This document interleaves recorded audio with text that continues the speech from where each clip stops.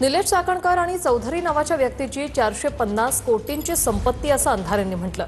चौधरी हा सुनील तटकरेंच्या जवळचा व्यक्ती असं अंधारे म्हणतात। सुषमा अंधारेंचा तटकरेंसह रुपाली चाकणकरांच्या पतीवर हा गंभीर आरोप। रुपाली चाकणकरांचे आर्थिक स्रोत तपासावं असं सुषमा अंधारे यांनी म्हटले।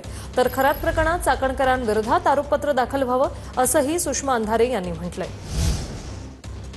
ते असताना अटक झाली असते तर पक्षाची प्रतिमा मलिन झाली असते, याचा अर्थ रुपाली चाकणकरांना अटक होऊ शकते।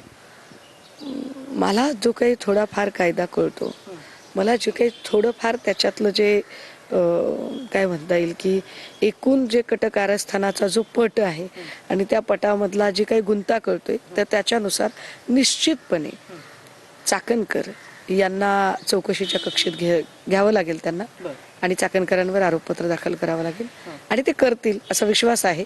मी SIT वर विश्वास दाखवला पाहिजे। चौधरी नावाची व्यक्ती आहे ज्यांचे आणि तटकरेंचे खूप सारे फायनान्शियल रिलेशन्स आहेत आणि त्याच चौधरींचं आणि निलेश चाकणकरांची एक कंपनी रजिस्टर्ड झाली ज्याचं साधारण अंदाजी बजेट 450 करोडचं आहे।